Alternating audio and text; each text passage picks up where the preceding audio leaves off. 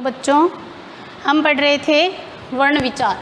वर्ण विचार में हमारे आगे का टॉपिक जो स्वर चल रहे थे, स्वर में है अनुस्वार। हमने पढ़ा ह्रस्व स्वर, दीर्घ स्वर। स्वर कितने होते हैं? 11। हमने स्वरों की संख्या कितनी बताई? 11। ह्रस्व स्वर कितने होते हैं? 4। और दीर्घ स्वर कितने होते हैं? 7। कुल मिला के कितने हुए? 11। अब हम पढ़ते हैं अनुस्वार। हम लोग देखते हैं कि कुछ शब्दों पर ऐसे और कुछ शब्दों पर ऐसे बिंदियाँ लगी होती है और इनके अलग अलग नाम होते हैं। सिर्फ एक बिंदी लगी होती है और कहीं पर एक चांद जैसा बना हुआ चंद्र और उस पर बिंदी यानी चंद्र बिंदु होता है। इन दोनों को बोलने में भी अंतर होता है और इनके नाम भी अलग अलग है। जो बिंदी जैसा उसको अनुस्वार कहते हैं। सिरोरेखा होती है किसी भी हिंदी शब्द को लिखते हैं, वर्णों के समूह को शब्द कहते हैं। जब शब्दों को लिखते हैं और उसके ऊपर एक लाइन खींची जाती है, जैसे ये एक सिरोरेखा है, ये सिरोरेखा होती है। तो सिरोरेखा के ऊपर बिंदु यानी ये वाला एक लाइन और ऊपर बिंदु जो होती है, इसको अनुस्वार कहते हैं। अब अनुस्वार को बोलने में क्या ध्यान में रखना होता है? जब हम अनुस्वार को बोलते हैं तो हवा सीधा नाक से बाहर आ जाती है। तो उच्चारण करते समय हवा नाक से निकलती है और जब आप उच्चारण कर रहे हो तो आपकी हवा नाक से ही बाहर आएगी। प्रयोग पंचमाक्षर के स्थान पर होता है। अब ये पंचमाक्षर क्या होता है? हमारी जो हिंदी वर्णमाला है व्यंजनों की, उसमें जो 5वां अक्षर होता है, जैसे इनका उच्चारण ये ङ, य, ण, न, म, ये है पंचमाक्षर और सभी के सभी नाक से बोले जा रहे हैं, इसलिए ये पांचों के पांचों नासिक हैं। तो इनकी जगह पे अनुस्वार का प्रयोग किया जाता है, बिंदी के रूप में जिसका प्रयोग किया जाता है। जैसे कंघा, कंचा और रंग। देखो कंग, कंग, अगर आप इसको बोल रहे हो तो हवा नाक से बाहर आ रही है। कं, रंग, तो ये सारी जो अनुस्वार है उसको लगाने से जो ये है, इसकी हवा नाक से आ रही है। हमें ये ध्यान रखना, जब हम पढ़ रहे होते हैं, किसी चीज़ का उच्चारण कर रहे होते हैं और उसमें हमारी हवा नाक से निकल रही है तो वो अनुस्वार है। और अगर हवा नाक और मुंह दोनों जगह से निकल रही है तो वो अनुनासिक है। और अनुनासिक कौन सा होता है? चंद्र बिंदु। देखो सिरोरेखा पर क्या होगा? चंद्र बिंदु होगा, एक चंद्र और ऊपर एक बिंदु, ये मिलाकर क्या होगा? अनुनासिक। और उच्चारण करते समय हवा नाक और मुंह दोनों से बाहर आएगी, दोनों से टकराते हुए निकलेगी तो वो अनुनासिक कहलाएगा। जैसे उदाहरण गंवाना, हंसी, मांग। अब नोट, सिरोरेखा पर ये चीज़ आपको बहुत अच्छे से ध्यान रखनी है, बहुत इंपॉर्टेंट है। बड़े बड़े इसमें भूल कर देते हैं। देखो सिरोरेखा पर अगर कोई मात्रा नहीं है तो अनुनासिक लगाएंगे, चंद्र बिंदु लगाएंगे। अगर सिरोरेखा पर कोई मात्रा है तो सिर्फ एक बिंदु लगाएंगे, लेकिन वो माना क्या जाएगा? अनुनासिक। जैसे मेहंदी लिख दिया हमने, ये देखो हमने लिख दिया मेहंदी, तो यहाँ पर ये आ गया, लेकिन इसका उच्चारण कहाँ से हो रहा है? नाक और मुंह दोनों से हो रहा है। जो बिंदी है उसका उच्चारण, तो ये क्या हुआ? अनुनासिक हुआ। और सिरोरेखा के ऊपर जितनी भी मात्राएं लगती है, जैसे ये, तो जो ऊपर वाली मात्राएं हैं इन पर जो बिंदी लगती है वो हमेशा मात्रा के साथ लगेगी, तो वो हमेशा अनुनासिक ही होगी। और अकेली लगती है तो वो अनुस्वार होगी। अब है विसर्ग, और विसर्ग का चिन्ह होता है 2 बिंदियाँ और इसका उच्चारण ह की भांति होता है। जब हम इसको पढ़ते हैं तो इसका उच्चारण है के जैसा होता है। जैसे अतः, अतः ऐसे ही बोले जाता है इसको। प्रातः, तो इसका उच्चारण कैसे हुआ? है की भांति इसका उच्चारण किया जाता है और इसका प्रयोग तत्सम शब्दों में ही किया जाता है। तत्सम शब्द वह होते हैं जो संस्कृत से हिंदी में ज्यों के त्यों अपना लिए जाते हैं। अगर उसको परिवर्तित करके उस शब्द को काम में लिया जाता है तब वो तद्भव हो जाता है। जैसे ये अंगूठा है तो इसको संस्कृत में कहते हैं अंगुष्ठ। अब अंगुष्ठ अगर हिंदी में आया है तो वो तत्सम है और हमने उसको परिवर्तित करके अपनी सुविधा के अनुसार चेंज कर लिया है। जैसे अंगुष्ठ को अंगूठा कर दिया है तो अंगूठा तद्भव शब्द हो जाएगा। जैसे उष्ट्र यानी ऊंट को ही कहा गया उष्ट्र, तो उष्ट्र है तो वो तत्सम और उसको ऊंट कर दिया तो तद्भव। तो आपको तत्सम तद्भव भी समझ में आ गए होंगे। अब एक आगत ध्वनि है जो बाहर से आई हुई है, इसको अपनाया हुआ है, वो है अ। अंग्रेजी भाषा के शब्दों में प्रयोग होती है। जो अ है वो सिर्फ अंग्रेजी भाषा के शब्दों में ही प्रयोग होती है, जैसे कॉलेज, डॉक्टर। हम उस पर बिंदी लगा के काम में नहीं ले सकते, वो सिर्फ एक अर्धचंद्र होता है, बिंदी नहीं होगी, चंद्र बिंदु नहीं होगा, अर्धचंद्र ही होता है। तो इस प्रकार से ये हुए अपने स्वर। अब हम करेंगे व्यंजन। हमने पढ़े थे वर्णमाला में स्वर, अब हम पढ़ेंगे व्यंजन। वर्ण विचार में हम पढ़ेंगे व्यंजन। व्यंजन होते क्या हैं? वह वर्ण या वे वर्ण जिनका उच्चारण करने के लिए स्वरों की सहायता ली जाए।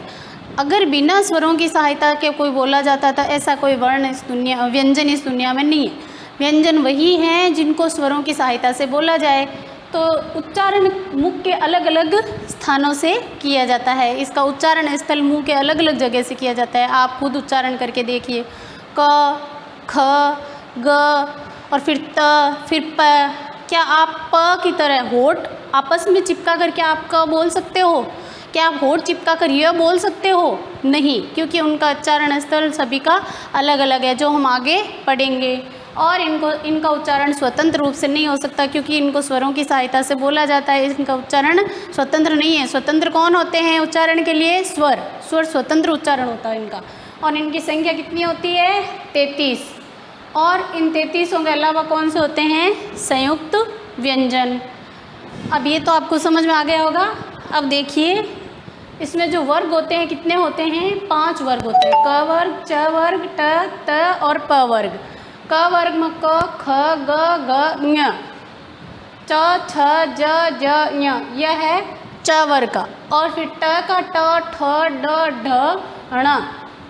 त वर्ग का है त, थ, द, ध, न। और प वर्ग का प, फ, ब, भ, म। तो इस प्रकार जो क, च, ट, त, प है, ये 5 वर्ग बने हुए हैं। अब हैं अंतस्थ व्यंजन, यानी कि अंदर ही अंदर बोले जाते हैं। य, र, ल, व। य, र, ल, व जो है ये अंतस्थ व्यंजन है।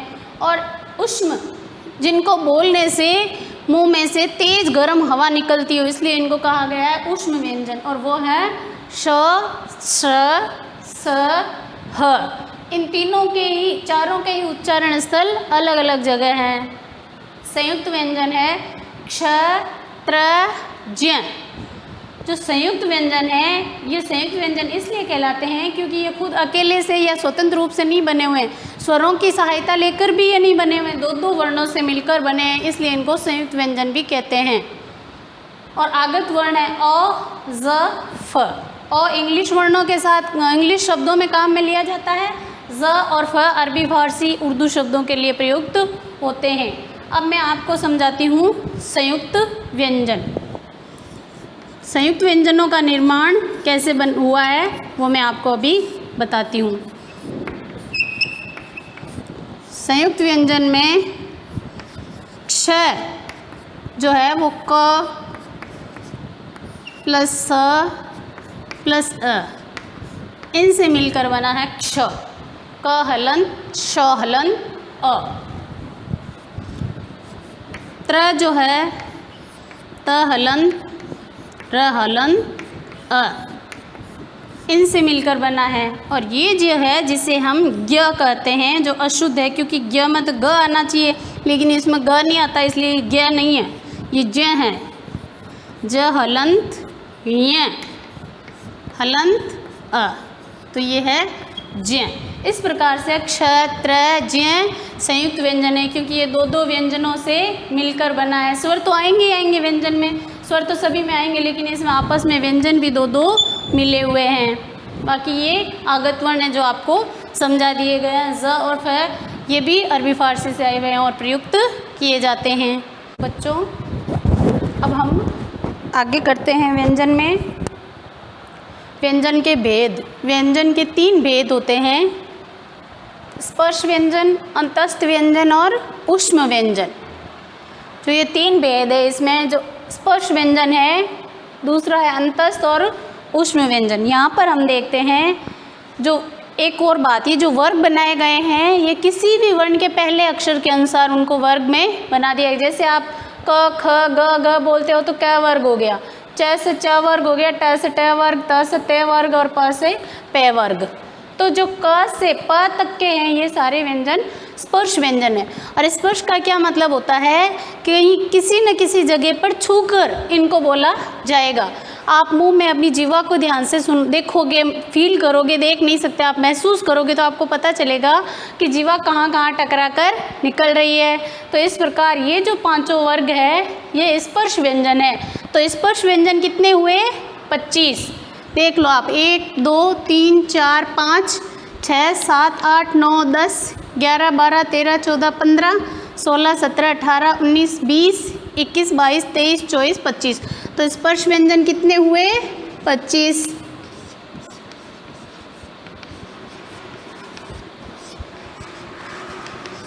स्पर्श व्यंजनों की संख्या 25 हुई। अब आप देखिए अंतस्थ व्यंजन।